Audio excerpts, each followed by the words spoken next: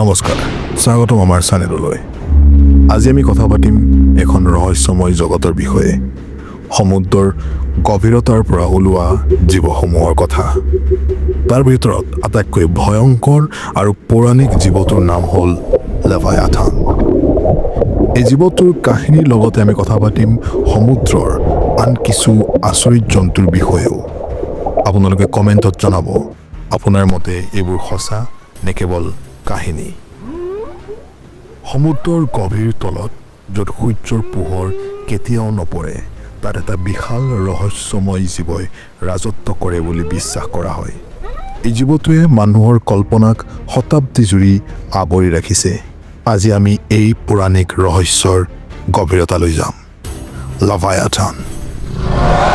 আজিৰ দিনত সকলোৰে মুখতে এই নাম। পুৰণি ইহুদী ধৰ্মগ্ৰন্থত এই জীৱটোৰ কথা উল্লেখ আছে।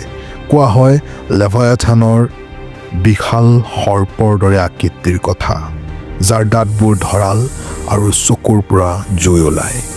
সমুদ্ৰৰ তলিত থকা এই জীৱটোৰ নাম শুনিলেই নাবিকৰ বুকু কঁপি উঠিছিল। কিছুমানৰ মতে এই পৃথিৱীৰ শেষৰ দিনটোত ওলাই আহি সকলো ধ্বংস কৰি পেলায়। আপুনি কি ভাবে, এয়া সঁচা নেকি? বাইবেলৰ আয়ুবত লেভায়াথানৰ বিষয়ে বিশদভাৱে বৰ্ণনা কৰা হৈছে। আয়ুবত লেভায়াথানক এটা অজেয় ভয়ংকৰ দানৱ হিচাপে চিহ্নিত কৰা হৈছে। শাস্ত্ৰই কয়, তাৰ হৃদয় শিলৰ দৰে কঠিন, পাথৰৰ দৰে দৃঢ়। এই বৰ্ণনাই লেভায়াথানক এটা অতি প্ৰাকৃতিক বা ছুপাৰ নেচাৰেল শক্তি হিচাপে দেখুৱায়। মেচপটেমিয়াৰ পৌৰাণিক কাহিনীত লেভায়াথানৰ সৈতে সাদৃশ্য থকা এটা দানৱৰ উল্লেখ পোৱা যায়, যাক তিয়ামাত বুলি কোৱা হয়। তিয়ামাতক এক বিশাল সাগৰীয় দানৱ হিচাপে বৰ্ণনা কৰা হৈছে, যি বিশৃংখলতা আৰু অৰাজকতাৰ প্ৰতীক। বিজ্ঞানীসকলে কয় লেভায়াথানৰ কাহিনী সম্ভৱতঃ বিশাল সামুদ্ৰিক জীৱ যেনে তিমি মাছ বা দৈত্যাকাৰ স্কুইডৰ দ্বাৰা অনুপ্ৰাণিত হ'ব পাৰে। কিন্তু এইবোৰ লেভায়াথানৰ ভয়ংকৰ বৰ্ণনাৰ সৈতে মিলে কেনেকৈ? আধুনিক যুগত মানুহে সমুদ্ৰৰ গভীৰলৈকে যাবলৈ সক্ষম হৈছে, কিন্তু আজিলৈকে লেভায়াথানৰ দৰে কোনো দানৱ নাপালে। তেন্তে এই কাহিনীবোৰৰ উৎপত্তি হ'ল কেনেকৈ? বহুতে ক'ব বিচাৰে লেভায়াথানৰ কাহিনী মানুহৰ অজ্ঞতা আৰু ভয়ৰ প্ৰতীক। প্ৰাচীন কালত মানুহে সমুদ্ৰক এক ৰহস্যময় আৰু ভয়ংকৰ স্থান বুলি গণ্য কৰিছিল। লেভায়াথান সম্ভৱতঃ সেই অজ্ঞতাৰেই প্ৰতীক। মধ্যযুগীয় নাবিকসকলে সাগৰত ভয়ংকৰ ধুমুহা আৰু অজানা শব্দ শুনি লেভায়াথানৰ উপস্থিতি অনুভৱ কৰিছিল। এইবোৰ ঘটনাই লেভায়াথানৰ কিংবদন্তীক আৰু বেছি শক্তিশালী কৰি তুলিছিল।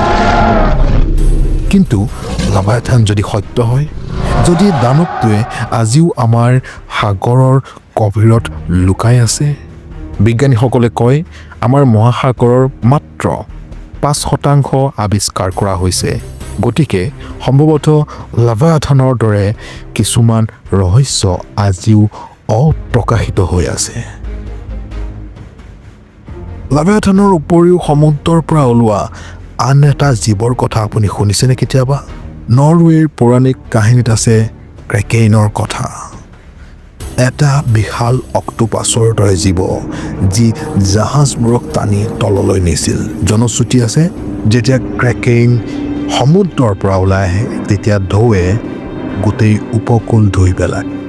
আচৰিত হ'ল, আজিৰ বিজ্ঞানীসকলে কয় যে এই কাহিনীটো হয়তো জায়েণ্ট স্কুইডৰ পৰা আহিছে। আপুনি কি ভাবে?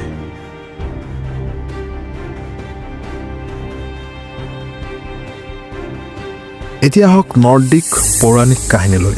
ইয়াত আছে য়ৰ্মুংগণ্ডৰৰ কথা, এটা বিশাল সাপ যিয়ে গোটেই পৃথিৱীখন ঘেৰি থাকে। কোৱা হয় এই জীৱটো সমুদ্ৰত থাকে আৰু যেতিয়া ই ওলাই আহে তেতিয়া পৃথিৱীৰ শেষ আৰম্ভ হয়। লেভায়াথানৰ দৰে ইও এক ভয়ংকৰ জীৱ। আপোনাৰ মতে এই কাহিনীবোৰৰ মাজত কিবা মিল আছে নেকি? পৌৰাণিক কাহিনীৰ উপৰিও সমুদ্ৰত আছে বাস্তৱৰ বিশাল বিশাল জীৱ। মেগালোডন এটা বিশাল সামুদ্ৰিক জীৱ যিটো এতিয়া বিলুপ্ত হৈছে, কিন্তু কিছুমানে বিশ্বাস কৰে যে ই এতিয়াও লুকাই আছে সমুদ্ৰৰ গভীৰ তলিত। আৰু কল'চেল স্কুইড, যাৰ ঠেংবোৰ 10 মিটাৰ পৰ্যন্ত দীঘল হ'ব পাৰে। এই জীৱবোৰে সমুদ্ৰৰ গভীৰতাৰ পৰা যদি ওলাই আহে কি হ'ব ভাবিছেনে? সমুদ্ৰৰ এই ৰহস্যবোৰে আমাক আচৰিত কৰি তোলে। লেভিয়াথান, ক্ৰেকেইন, য়ৰমুংগণ্ডাৰ, এইবোৰ কেৱল কাহিনী নে সঁচা, সেয়া আজিও ৰহস্য। আপুনি কি ভাবে কমেণ্টত জনাওক, আৰু ভাল লাগিলে লাইক, শ্বেয়াৰ আৰু ছাবস্ক্ৰাইব কৰিবলৈ নাপাহৰিব।